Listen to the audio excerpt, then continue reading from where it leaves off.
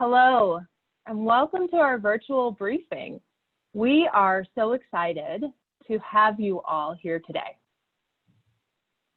I am Dr. Tracy Vozar. I'm a clinical psychologist who specializes in perinatal, infant, and early childhood mental health.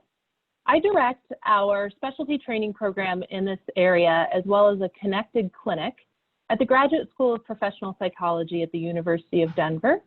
It's my pleasure to be joining you all today. This event is hosted by the Research to Policy Collaboration, a nonpartisan and independent entity that aims to strengthen the relationship between researchers and policymakers. Please note that this event is being recorded and streamed on Facebook Live. Before we get started, we have a couple of poll questions for you. First, where is everyone from?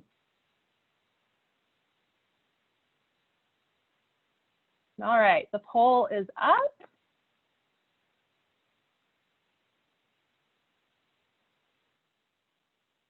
Giving you a moment or two to respond.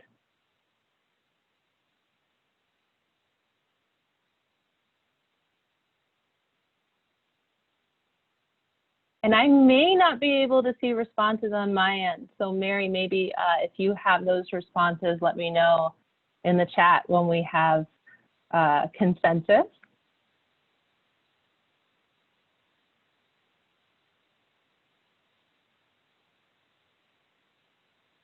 While folks are answering, it's a sunny, lovely day in Denver.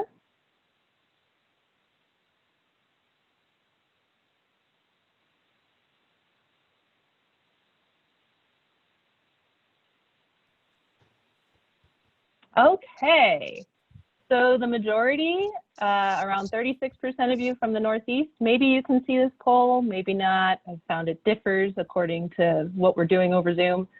19% from the Southeast, 24% from the Midwest, 9% from the Southwest, and 12% from the West. Hey, Mountain Time. All right. Great. And then we have another poll question for you. We're wondering what everyone is most looking forward to learning about today so that we can really focus our discussion. You'll see you have some options here. Please feel free to fill out the poll for us.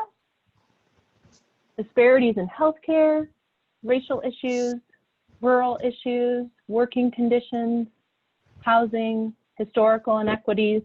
And I'll mention we will likely be touching upon all of these topics, but we want to make sure we're able to focus in on any areas of particular interest.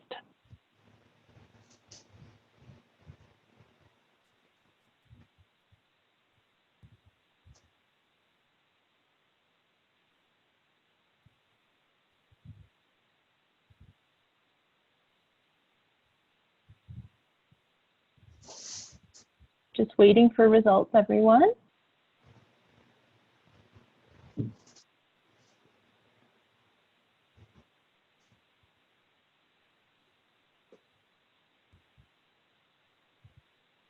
Okay. All right, disparities in healthcare is the top at 43%, racial issues at 29%, and on down from there, including all of the issues to some extent. And so we will be sure to go ahead and cover the issues broadly, but also focus in on disparities in healthcare. Thank you so much for completing the poll for us. So today we want to talk with you about how and why COVID-19 has disproportionately impacted different communities, as well as some possible solutions to these problems. Individuals in rural and minority groups experience cross-cutting economic and social determinants of health that include unsafe working conditions, limited educational opportunities, inadequate housing, and lack of access to healthcare. These issues are interconnected, and they contribute to a variety of problems that we will be highlighting today. These stressful conditions are an unfortunate breeding ground for community disorder, which is one reason policing has evolved to closely monitor communities of color that are struggling with multiple systemic inequities. Social determinants of health are not just physical health issues. They are community well-being issues, and they are at the root of the race crisis America is contending with today. We will explore how these interrelated systems have been exacerbated by COVID-19, thus highlighting a need for immediate action, as well as long-term planning for the future. Further, we will seek to discuss a broad body of research evidence rather than political questions. We encourage respectful audience participation through our Q&A segment, as well as polls we'll be providing throughout. Check out the Q&A on the pop-up menu bar, and please feel free to post your question or thumbs up other folks' questions. Our opening remarks will be given by Representative Clark. Thank you. We will then have opening statements and a Q&A session with 3 researchers: Dr. Kamala Alexander from Johns Hopkins, Dr. Dara Whalen from the College of New Jersey, and Dr. Ann Michelle Daniels from South Dakota State University. Then we will have a testimonial given by Margaret Holland McDuff, and I'll provide some closing remarks at the end. Now, to get us started, I want to turn things over to Representative Clark. Thank you so much for introducing me, Tracy, and good afternoon, everyone. As has been stated, I'm Congresswoman Yvette D. Clark, and I represent New York's 9th Congressional District. I'm happy to join you all today to discuss a topic that is very near and dear to me. As a representative of one of the most diverse and vibrant populations in the nation, a community that was hit hard among the COVID outbreaks, particularly very early in the transmission of the virus, I know firsthand what this disease can do when there are not adequate resources put in place to help those most affected. When I say those most affected, I mean everybody, regardless of where you live, what you look like, or how much money you may make. Because although COVID-19 is a disease that can affect all Americans, the fact of the matter is that not all Americans have been impacted equally.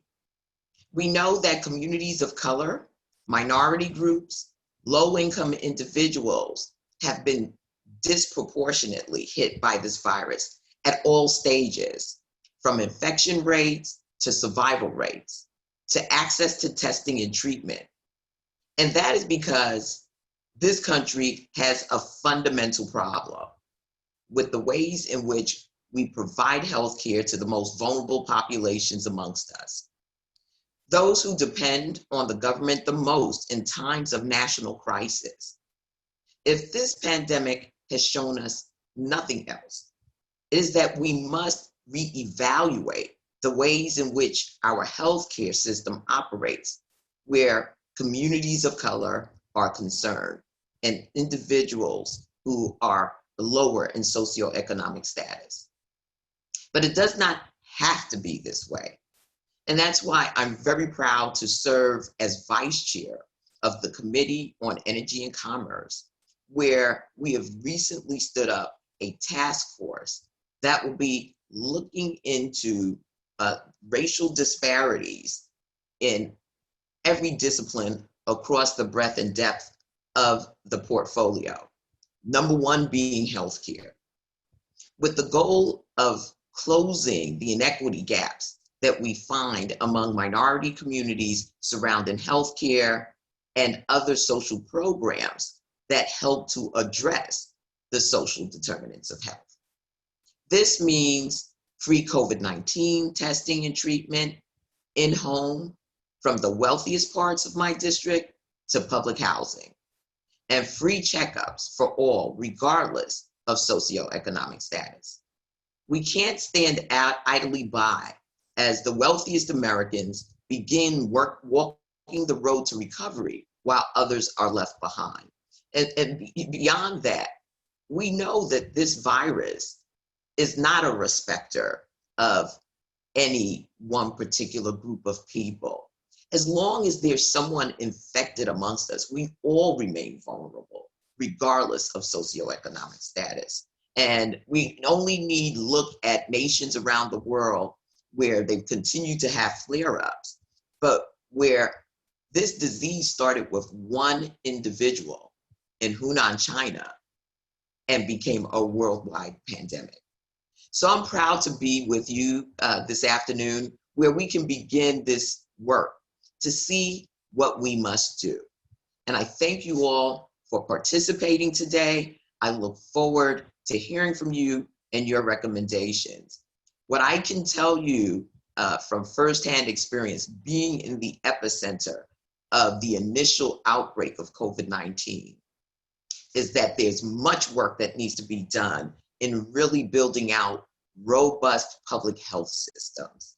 Because while COVID-19 really laid bare to the American people what happens when communities don't have adequate access to healthcare, aren't practicing checkups, and are not in a position to maintain their health, or are relegated to living in communities that are scarce in these resources, or are living in communities where there's not been a significant investment in all of the components of a public health system, we will find disease and ultimately death.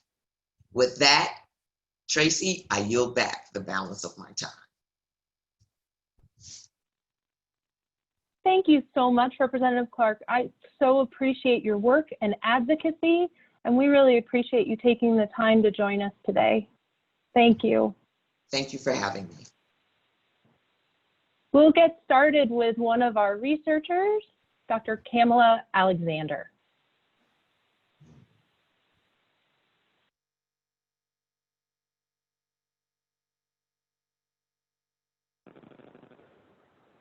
Thank you for having me. I am excited to share about this important issue.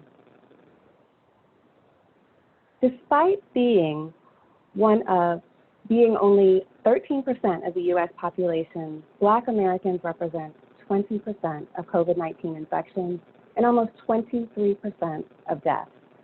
This varies by state and jurisdiction.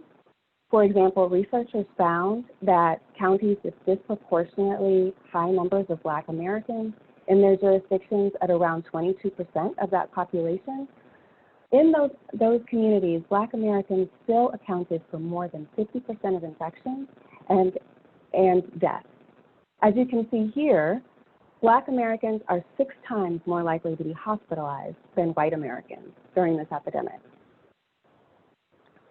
Several decades of research demonstrates that the downstream effects of discriminatory social practices and lack of investment in Black communities, as Representative Clark just said, really affect our health. These social determinants have limited where Black families can live, where children can attend school, the type of employment they can access, where they seek health care, as well as how neighborhoods function to promote health. And these inequities have only been exacerbated during COVID-19. So we'll start with economic stability or instability among this population. Black Americans are more likely to be employed as essential workers, and these jobs typically provide low wages without sick pay. So they're also more likely to be public-facing, increasing the likelihood of viral exposure, as well as the disparities in employment were evident before the epidemic, and many Black Americans report being the last hired and first fired due to well-known and well-documented discrimination in employment and hiring practices. Finally, there is a lack of intergenerational wealth among Black American families. As you can see in the graph on the left-hand side, among those earning high incomes, they have 4 times less wealth than white Americans.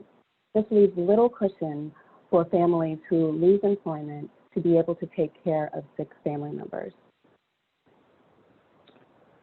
Regarding the neighborhood and built environment, we also know that Black American families were already living on the edge, and this has only been exacerbated by COVID-19 unemployment. Due to historical and contemporary discriminatory policies, Black families are more likely to live in residentially segregated urban areas with high density housing, limiting the ability to practice social distancing. They are also less likely to own their own home and more likely to be evicted from rental units. In fact, one recent study in the state of Washington found that Black families were 7 times more likely to be evicted than white families, even when they were similarly behind on rent. The environmental justice movement highlights the disproportionate numbers of Black families living in neighborhoods with poor air quality, increasing incidence of asthma and other respiratory illnesses that raise the risk for complications from COVID-19. And finally, persistent violent crime that plagues many of our Black communities affects access to high-quality goods and services that can determine testing sites and infrastructure for prevention of COVID-19.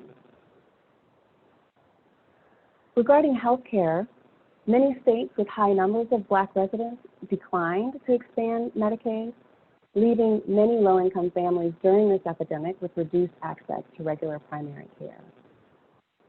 The top 4 underlying conditions that persons that are hospitalized with COVID-19 have are obesity, cardiovascular disease, as well as hypertension.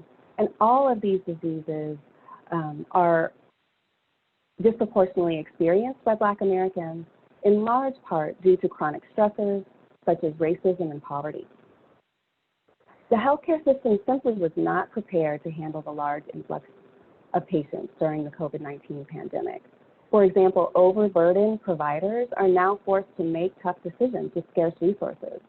And based on numerous research studies, unconscious biases against Black Americans play a large role in potentially not introducing life-saving measures early in the disease trajectory and encouraging do not resuscitate orders. Finally, only 5% of physicians and 24% of nurses identify as Black Americans. Among Black nurses, they are less likely to work in specialized units, such as ICUs, serving COVID-19 patients during their time of highest healthcare need. While households that include older adults are a source of strength and social support for many Black families, during this epidemic, that has been a recipe for vulnerability for hospitalizations and subsequent complications due to weakened immune systems among older adults. Shorter lockdowns in states with large Black populations increase viral exposure for families, especially if multiple adults are working outside of the home, potentially transmitting the virus to vulnerable family members. Additionally, intimate partner violence is part of the context of COVID-19 as Black families experiencing financial strain were confined to small living conditions with few buffers for de-escalation that come with routine daily tasks outside the home, such as school, shopping, and church. Finally, the final social determinant of health is education. Policies that leave many school districts that serve primarily Black Americans have shown gaps in educational outcomes compared to districts with higher tax bases serving wealthier households. Schools function as more than institutions for education, however. They subsidize many families that are experiencing food insecurity and those that require additional resources, such as mental health and social services. The abrupt transition to schooling at home left many Black families with school-age students in fraught circumstances, especially if parents were still working essential jobs, but lacked stable internet connections or appropriate devices for learning. I'd like to end there and look forward to furthering the conversation after my other distinguished panels speak about other disparities in health. Thank you very much. Thank you, Dr. Alexander. We so appreciate it. And we will be hearing next from Dr. Dara Whalen. We do want to remind you all that we have a Q&A feature. Please do ask your questions in the chat. Many of you are at this point, but feel free to do so. Thank you.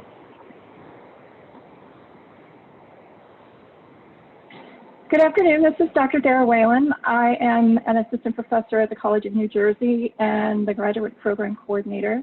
I also run a grant-funded program called Am I OK, which delivers services to victims of crime on campuses. So, my background includes time in rural populations. I spent over 5 years in rural Alaska, and other times in my career I've spent on Native American reservations and rural populations in New Jersey and New York and North Carolina. So I not only focus on this type of research, I live and work I have lived and worked in rural communities and still have connections all throughout the U.S. My topic area is the impact of COVID-19 on rural communities, and I'm going to be sharing my screen right now. Okay. Talking about problems and policy. So as the previous speaker spoke about the spread of COVID-19 in the minority population, we saw the first wave of virus infections and spread happening in urban populations in metropolitan areas, and it spread rapidly and fast. Now that it's made the jump into rural communities, we're seeing a similar pattern. And there's reasons why this might happen in rural populations. People in rural communities already have an increased rate of chronic illnesses like obesity and diabetes and hypertension, which makes them more susceptible to COVID-19. Additionally, there's high levels of conditions that affect individuals' abilities to recognize and or seek help, things like mental health issues, substance use disorders.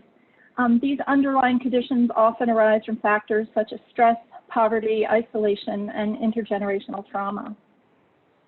Rural communities are highly community-oriented and often live in multi-generational households, which can also increase the risk of exposure as well as spread. Additionally, rural areas have fewer, smaller, and therefore more crowded store options, which allow the virus to spread more quickly. We know that in rural areas, there are issues with education, poverty, high rates of obesity and diabetes, as well as lack of access to care. In 2018, this is a demonstration of the population without a high school diploma in all of the United States.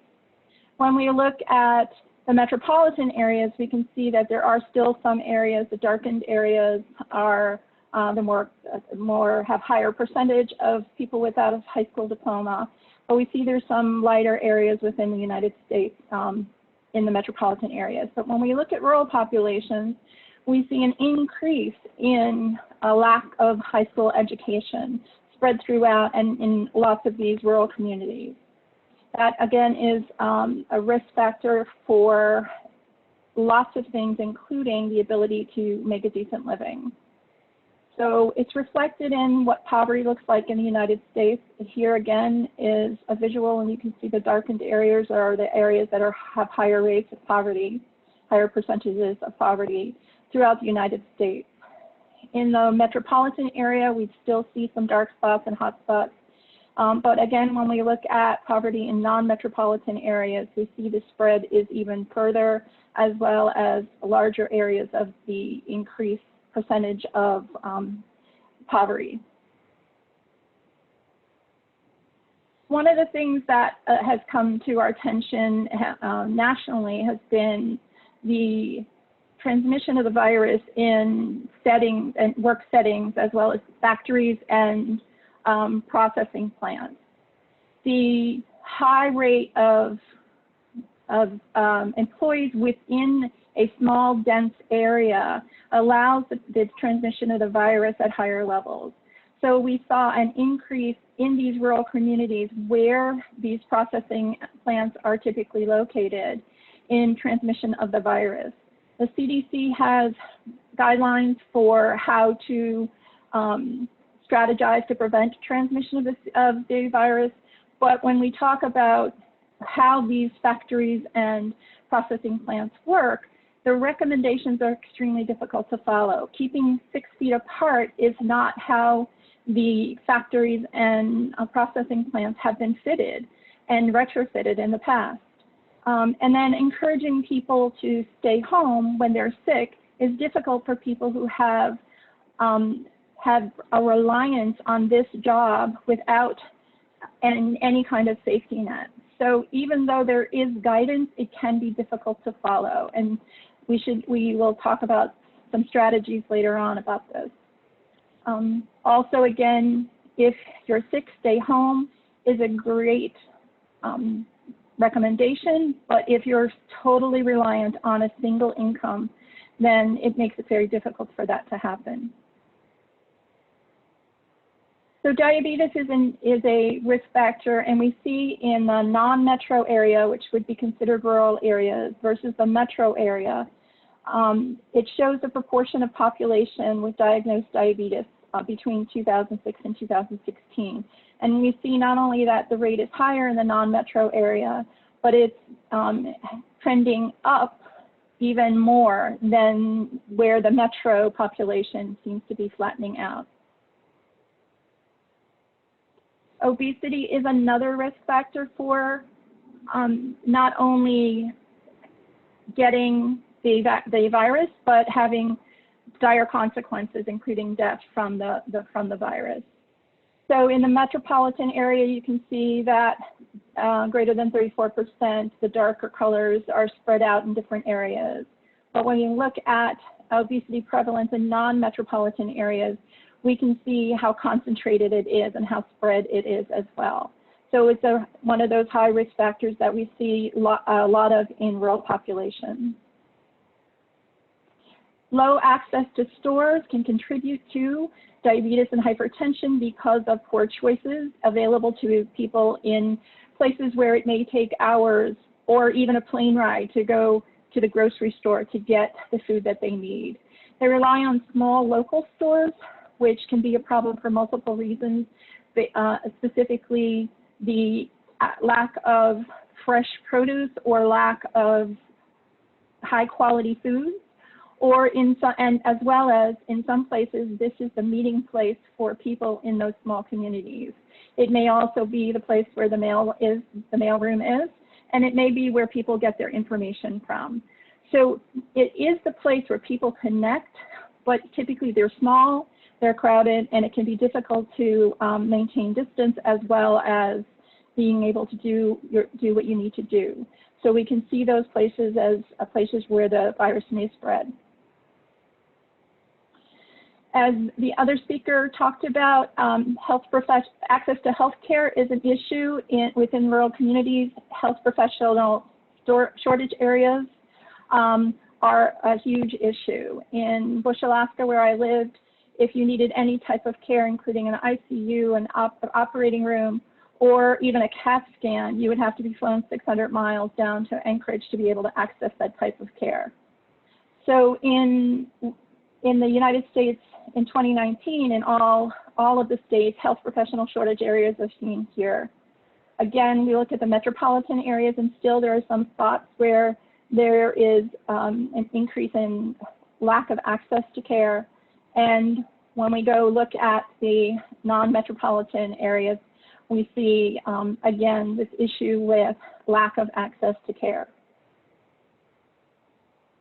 Lack of access to care and higher risk is related, again, in the rural populations to not only higher exposure, but difficulty accessing care can mean that you get to care later and that you require a higher level of care.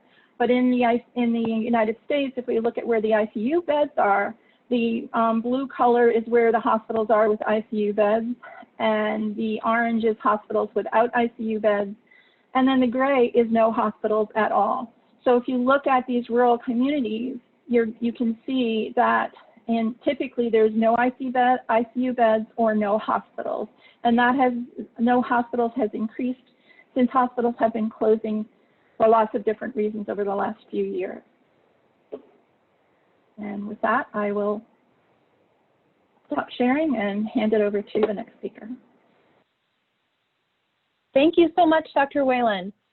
We want to remind folks again, or folks who are just joining us, there is a Q&A tab at the bottom of your screen if you have questions for our panelists. That way they won't get lost in other chat. And it's my pleasure to next introduce Dr. Anne Michelle Daniels. Hello, thank you very much for having me. I appreciate it very much. I'd like to share with you a little bit about Indigenous populations and how COVID-19 has affected Indigenous populations. One of the things that you need to understand is that the data on Indigenous populations is not as strong as it is in a lot of the other races and ethnicities. And part of that is just because of the Census Bureau and how we do it. We lots of times don't say Native American, it just says other. And so that gives us a little bit of misinformation right there. The other thing that we need to understand is how we define Native Americans or American Indians. It depends on what people you're talking about. So I think that's important for us to recognize, whether it's Alaskan Native or Hawaii Native as well. One of the things that I think is very important for us to recognize is that when we think about Native Americans, Indigenous populations, and I'm going to use Indigenous populations as the word to keep going here. If we think about that, we need to understand it is not just one tribe, and every tribe is different. Every tribe has different cultural values, and every tribe has a different ideology of what healthcare looks like within their own tribe. So again, that makes the data a little bit different and messy. One of the things that is important for us to recognize is that many tribal communities lack the basic necessities of what we think all Americans should have. And unfortunately, that's not true in Indigenous populations. And the first thing that we need to recognize is healthcare as a whole. Like our previous speaker talked about, there's a lot of Native Americans live in the rural areas, and as we know with rural areas, as what Dr. Whalen had just said, there's lack of health care as far as hospitals. Some of the hospitals or even clinics for some of the Indigenous populations get to maybe hundreds of miles away. That means getting PPEs to them is very difficult to do. Also, the way our money trickles down from the government, think of the government, the federal government has almost a trustee of some of the funding that will come down to Native Americans and Indigenous populations. As that money trickles down, it goes into different areas, and we don't quite have a way to follow that to give information on where that comes from. So we need better data on that as well. Many Native Americans or Indigenous populations also have poor housing, and they have poor housing in three different ways. The first one is in system deficiencies such as plumbing or kitchen or heating or electrical. The second is in condition problems including structural deficiencies such as holes in the wall, and if you live in South Dakota, like I did for 20 years, when you live in South Dakota, a hole in the wall with the cold air is a major issue. Overcrowding, which is defined as having more than one person in a room. We talk about homelessness in the Indigenous population, but lots of time homelessness is because you don't have an actual home, but you may be living with 13, 14, 15 other people, and it may be multi-generational. So homelessness in Indigenous population looks a little different from like homelessness and when you think of people living on the street. Now with COVID, that's a big issue because if you have 15, 16 people living in a home and one person gets it, then you're going to have people, the whole family getting it, and that's an issue. The other thing with healthcare and multi-generational living is that we know that diabetes, obesity, and alcoholism tends to be high in the Indigenous population, and all three of those could be an issue that's comorbid with COVID-19. This is very important when you're talking about a pandemic.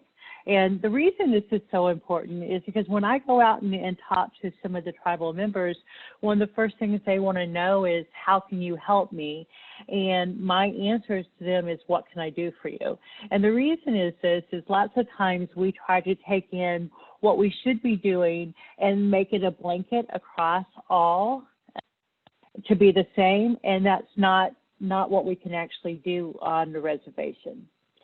The third thing that we need to recognize is when we talk about housing and COVID-19 or any kind of disparity with that, the first thing is that if we're looking at plumbing, there's a 1% people that are non-native that lack plumbing in America. 6% is for Native Americans or Indigenous populations.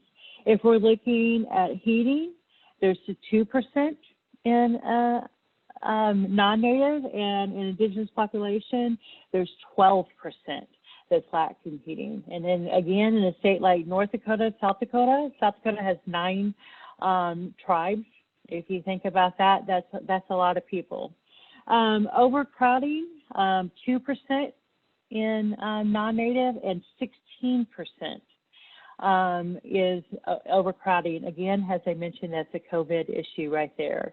The other thing that's also important for us to recognize is the lack of funding that has become stable across.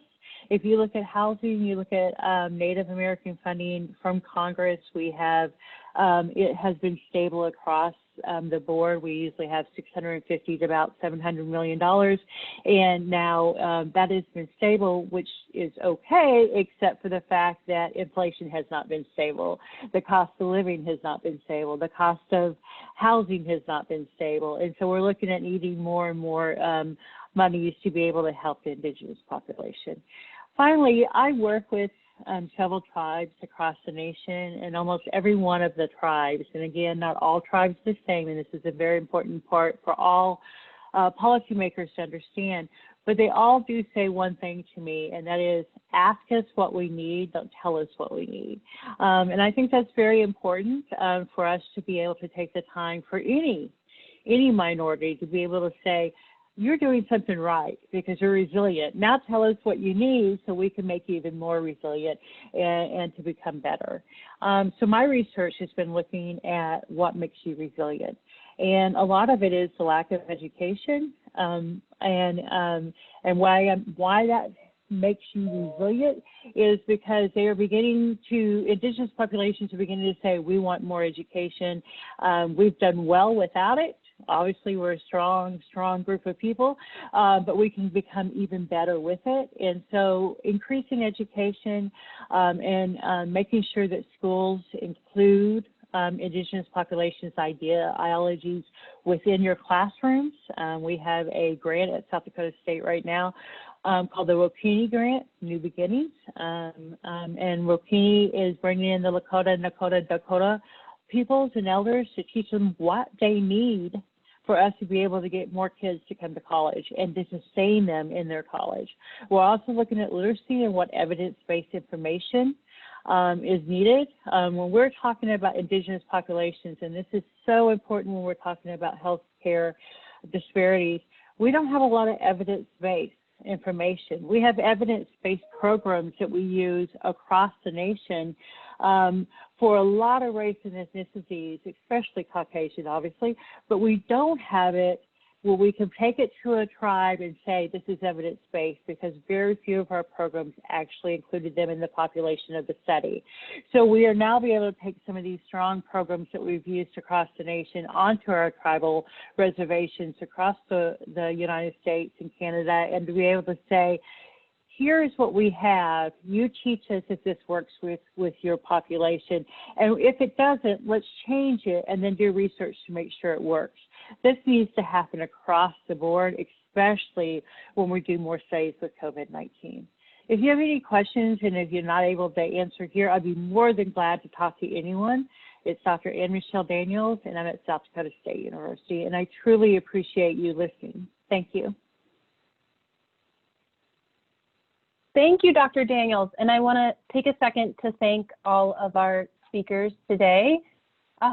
We are going to open up to the Q&A section of this briefing. I see we have one question in our Q&A pop-up below.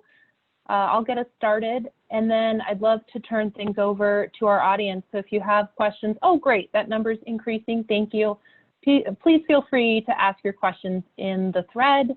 If your question is not answered today, don't worry. We will send a follow-up email next week with additional answers and resources. So to get us started, here's the first question.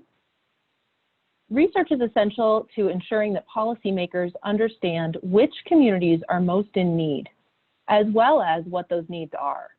However, there are still many gaps in our knowledge. What are some current flaws in the way we collect data in these communities, and how can policymakers either improve or better leverage those systems? And I know Dr. Daniels was just discussing a few of these issues, let's go to Camilla first, and then Dara and Anne Michelle. Well, the data that I presented on the second slide of my presentation is indicative of one of the issues that we have to contend with. It represented data that was not from all 50 states. So at the beginning of the epidemic, there was a great bit of political will that had to be put in place in order for data to actually be collected and reported using race and ethnicity as an indicator. So therefore, we're really lagging behind in terms of our knowledge of how COVID-19 and other illnesses are being affected, are affecting Black communities and other racial and ethnic minority communities. So I will agree definitely with Dr. Alexander about the lack of adequate information and data out there. Part of it has to do with varying definitions of what the indicators are that we're looking at. You can look at different studies and different programs that are focused on doing something specific, and how they define something can vary widely. So there needs to be work on accurate as well as definitions that are there's a consensus on, or some type of an analytic data analysis that allows us to put things together in a better way. The second, what I would suggest for the other part of the question is, when you're talking about data in small communities or specific communities, you need to have those communities involved in identifying what that data is that's needed, as well as along with the researchers, and then have them partner in both in collecting and eventually the analysis of it. So there needs to be a more collaborative process with community members, especially those that are underrepresented or disenfranchised.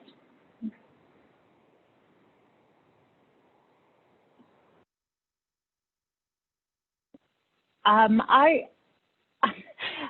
think it's very important, and I'm speaking specifically and working with the Indigenous populations, for us to recognize that in order to gain trust and to do good research, we're going to have relationships. And these relationships, when you're bringing in, especially if you're bringing in people from the federal government, or you're bringing people in from, like in my case, the state government and a university, I need to make sure that I'm respectful of the culture. We've seen a lot of research done on tribes that we have not got good information because of lack of follow through. And part of that lack of follow through was not because the people didn't want to share their information, the tribal members. It was because we, as researchers, did not go in and respect the culture and learn the culture in the first place. I think it's very important that we respect everyone that we're working with. And the reason this sounds like it should be so simplistic, but when you're working with historical trauma, it's not. And I think it's very important for us to recognize this. And I think that when we write our grants, when policy makers write their grants and release money, that the idea of historical trauma and the time it takes to take those relationships become an integral part of research. Thank you so much, all. Kamala, we have two questions somewhat related, and that I think I'm going to pose to you first, and then if our other speakers want to chime in as well. One is, health disparities exist in Black and Brown communities. How do you suggest Illinois address this fact? And then related, and I'm happy to repeat this later as well, is the lack of Black nurses and doctors because of the system or the need to pay back college loans? I'll start with the second question first. There's definitely a lack of a pipeline that's being built for Black Americans to have a robust education that can take them into and move into educational settings where they can thrive and move into more into careers in nursing as well as in medicine. So we're not laying the foundation for those communities, for members of those communities to actually reach into healthcare as a viable profession. I live in a city where over 60% of the population is Black, identifies as Black, and also teach at a nursing school. However, the vast majority of students at our nursing school are not from the community. And so we're not taking advantage of the assets and strengths that could be built by developing those relationships within the community and having more students that reflect the community's needs in our nursing school. Additionally, as far as what any state, and specifically Illinois, can do, I think is that, is really addressing those social determinants of health that I spoke about in my talk. I think that we have to think really long term about how investing in communities will help them to thrive and to do better. Community members have very basic needs that if not being met, they cannot be healthy and reach optimal health in their communities. Thank you. I want to put this question out to all. How can policymakers ensure access to the things that these communities need to stay safe? For example, PPE, technology. Thoughts on that?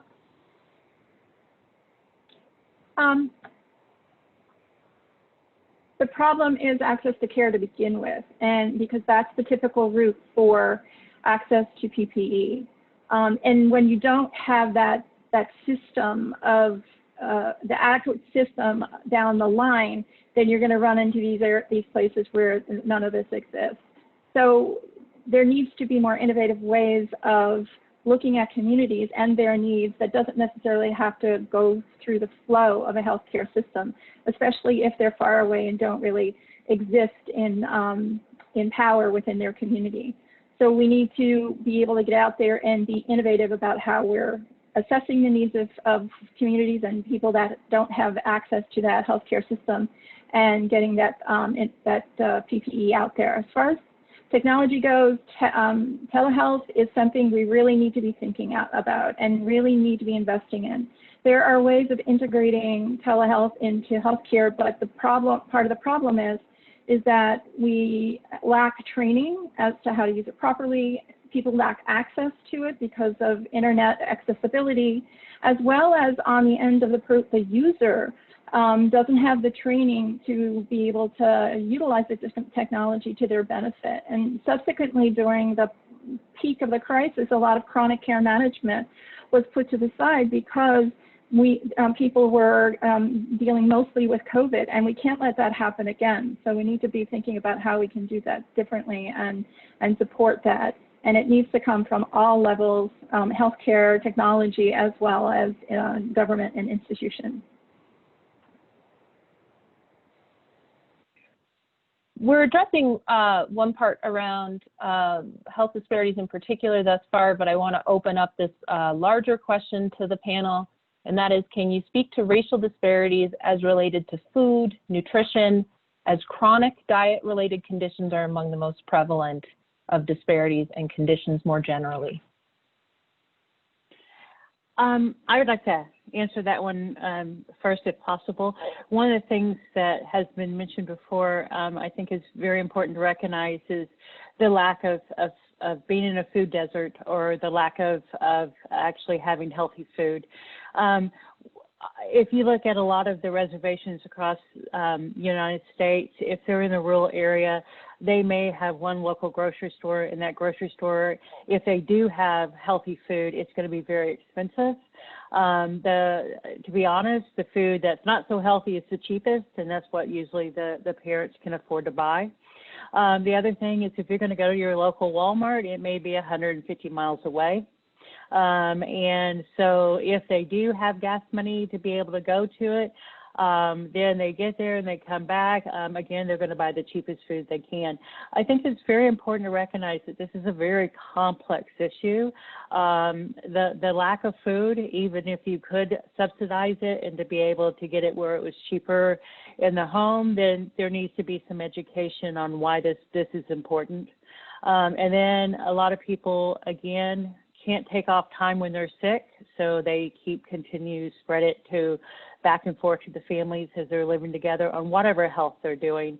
And the reason I bring that up yet again is the multi-generational living, again, is the type of different ideology that you get with Indigenous populations. And when you have that and you have 15 people trying to eat off of a very limited income, you're not going to be eating very healthy. And so obesity and diabetes will be incredibly high.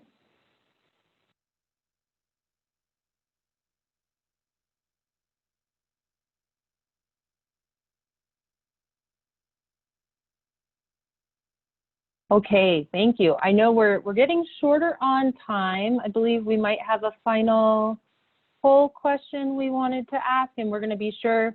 We know we have not addressed all of your questions. Please keep asking them, and we will send a follow-up with the responses to the questions in the Q&A portion. Do we have a final poll question, or shall we move to Margaret? Okay, let's move forward. I want to introduce Margaret Holland McDuff, who will be adding more to the conversation. Thanks, Tracy. So I can tell you a little bit about Family Service of Rhode Island, and I think there's going to be some slides that are going to be shared as well with the group. But Family Service of Rhode Island is a behavioral health and human service organization. We provide a wide continuum of services that are divided into 4 departments, which is on, if you go to the next slide, that are described in the next slide. We serve Rhode Islanders across the state and always working with the entire family, but also the lens of the community. We have impacted 20,000 lives in Rhode Island this past year. 80% of our clients are low income, 70% of those are children, 40% are Latinx, and 20% are Black. And then the next slide. In 2017, we started screening all clients with a social determinants of health screening because we thought the data would be rich and inform our work. And as Dr. Whalen mentioned, we did get feedback from our community and from our clients about what questions they would like to add to the screening. So we added additional questions around urgent needs and what they would like to see as far as services in their community. Highlights from the data you can see on the screen include 30% of our clients report feeling socially isolated and not connected to community. 24% are homeless or at risk of being homeless, that Dr. Alexander already spoke about, the problems of housing and homelessness in the country. And 22%, as we just talked about, have significant food insecurity. So the next slide. Also, our social determinants of health really demonstrated barriers to health care in Rhode Island and some of the things that we've already talked about in barriers in access to care. And some of our clients reported such things, as you can see on the screen, as barriers of transportation, as well as languages as being a barrier. So if we go to the next slide, so now comes COVID-19. We have all these problems and then a pandemic comes. So how do we respond to it? And as Representative Clark noted, all Americans weren't impacted equally, so our response could not be equal either. So in 48 hours, Family Service of Rhode Island, like many others, switched over to telehealth and teletherapy quickly, but with only a few exceptions, because we were very worried from the data that we knew that some of our families were still struggling with access to health care. And if they needed health care beyond Family Service of Rhode Island, how can we help them navigate that through telehealth? And also we knew that many were struggling economically, like Dr. Whalen spoke about, and that we wanted to make sure that they had the necessary resources, including food, PPE, and safety products to keep their families safe during the pandemic. So we determined that our community health workers, which are highlighted on the screen, were critical and essential, and that they would provide in-service, in-person services during the pandemic for our clients that were most at risk. So what does a community health worker provide? Critical linkages to barriers such as transportation, co-pays, navigation of the system for clients, language translation, helping navigate housing systems, helping to deal with family violence systems, nutrition, and more. I have a story that I'd like to share with you that was shared with me with staff that I think really displays the important role that community health workers played during COVID-19 pandemic. So young first-time parents who have been clients of our First Connections program for vulnerable infants since birth, and their 4-month-old infant came to the attention of Family Service of Rhode Island. The mother recently tested COVID positive, and while she personally was asymptomatic, soon after her diagnosis, her infant, who was already vulnerable, began to run a high fever. For many of us, we would count on our doctor to provide direction during this health crisis by just calling them on call. With her sick infant, the mother called her pediatrician's office, only to find that there was no one left in the office who could speak her native language, Spanish. She was quickly shut out from this first step in access to care. The next logical step would be called the emergency room. However, the hospital regulations at the time barred children suspected of being COVID positive from entering without a prior authorization from our State Department of Health. The young parents, the mother quarantined with COVID-19, asked their family service community health worker for help. The community health worker immediately was able to connect to an RN on our team, and after assessment, the community health worker phoned the Department of Health, and the Department of Health promised to call back with the appropriate professional who could screen the infant. But minute after minute passed, and the infant's fever increased, so the community health worker recommended the family call 911. When the paramedics arrived, there was once again a language barrier. Only father was allowed to be with the baby due to mom being COVID-19 positive again, and dad only speaks Spanish, and none of the paramedics spoke Spanish. So the community health worker again quickly moved from supporter and advocate to a translator who was able to get the infant into the care of the paramedics and off to the hospital, where she followed. The front door of the hospital would be sort of the reasonable place where we would think that the community health worker could transition care to the hospital staff. But at this point, the family realized that there was no Spanish interpreters, and the hospital notified us that they were overwhelmed and all of their translators were already busy with other patients. So the community health worker remained at the hospital, translating back and forth with doctors and nurses and other caretakers at the hospital while the baby was in a very serious situation and throughout the night, and then stayed there throughout the night. I'm happy to report now, though, that mom and baby both have recovered from COVID-19 and are home, and that recently our employee was recognized by the Department of Health as a community healthcare hero. So this just displays that community health workers really can fill the gaps in the healthcare system and have saved lives during COVID-19 in Rhode Island. And this is only one story. Family Service of Rhode Island has many more.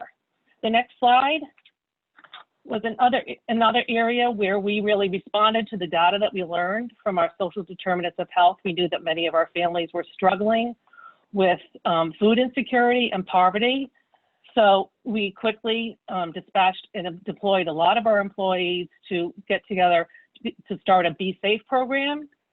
And we outfitted an entire section of our office to be the Be Safe distribution center, which is not normally what we do, is just distribute food and cleaning supplies as well as PPE, but we knew that our communities needed it and we responded.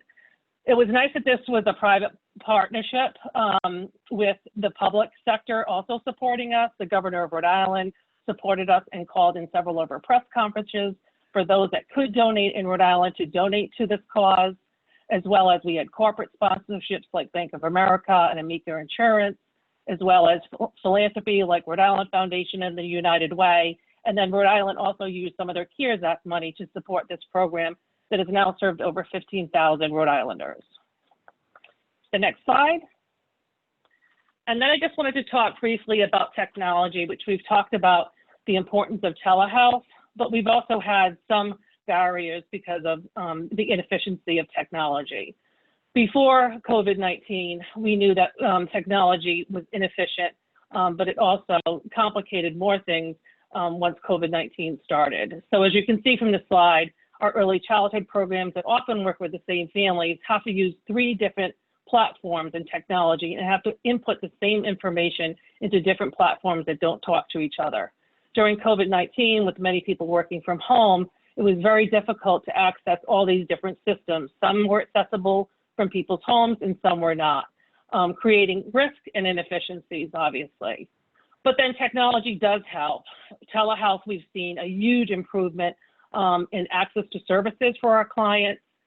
As you can see from this slide, there's been a reduction in missed appointments by 50%, 60% increase in referrals to care. More people are seeking care and feel comfortable with care, and reduced barriers to care for people impacted by social determinants of health, including barriers that people are already identified for us as transportation, co-pays, childcare, as major, and employment barriers in inflexible hours of employment. So we really promote the continued use of telehealth to really level the playing field and make sure that we address and promote health equity. And also the access to tech hardware technology and Wi-Fi for families, because that not only promotes education for the kids who need to have access to that, but people have to remember those children need to be on those computers for their education, and the adults in the family need to have their own computer and access to hardware as well as Wi-Fi to be able to get their health care they need.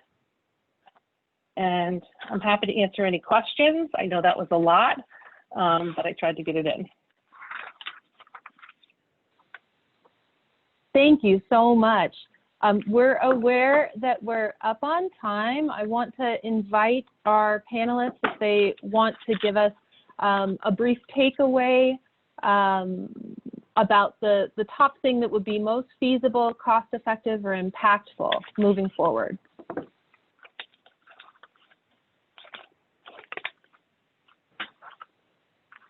So I can start. I would definitely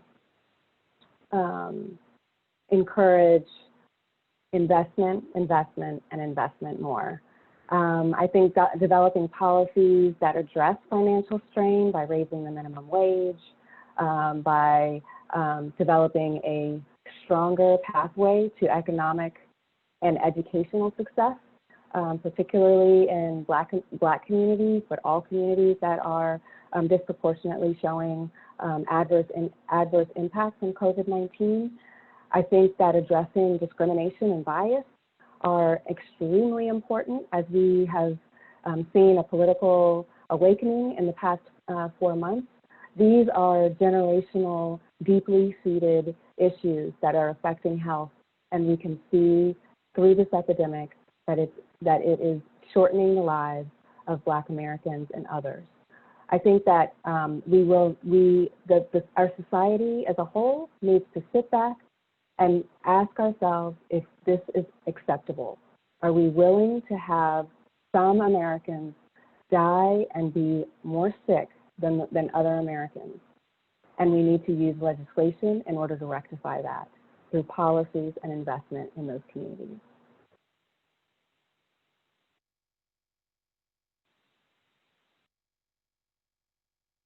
I'd like to say, first of all, Dr. Alexander, I agree with everything you just said, so ditto. I'd also like to add that I think it'd be important for us to recognize the need for education and for us to recruit and sustain education, specifically higher education for all Indigenous populations, which means our state schools, land-grant universities need to be more opening and to be able to increase recruitment for that. Second, early childhood. Anything we can do with our infants and toddlers and early childhood education within the Indigenous population or all populations. I think education is the key to help people get out of poverty. And I think in order to do that, we need to invest in brain development and understand the importance of starting young and getting families and communities to invest in that as well. Thank you. Dr. Whalen had to leave us on the hour, but her last word she wanted to add is that equitable healthcare for all that will reduce costs and save lives over time is the priority, and now is the time. Thank you all so much for attending today. I have felt so honored to learn with and from all of you. Audience, if you're interested in the subjects that we discussed, we'll be sending out a follow-up email next week that will include interviews with each of our speakers that go into more depth on these topics. Additionally, we have written fact sheets that will be posted on our website. Before we conclude, we also want to thank our event sponsors, the Alliance, the National Prevention Science Coalition, and the Society for the Psychological Study of Social Issues. We could not have done this without you. Finally, after you exit Zoom, you'll be redirected to a feedback form. We would greatly appreciate your thoughts on this briefing so we can improve future briefings. Again, thank you all so much for coming today, and we hope you have a wonderful rest of your day. Thank you. Thank you. Thank you. It was a pleasure. Thank you.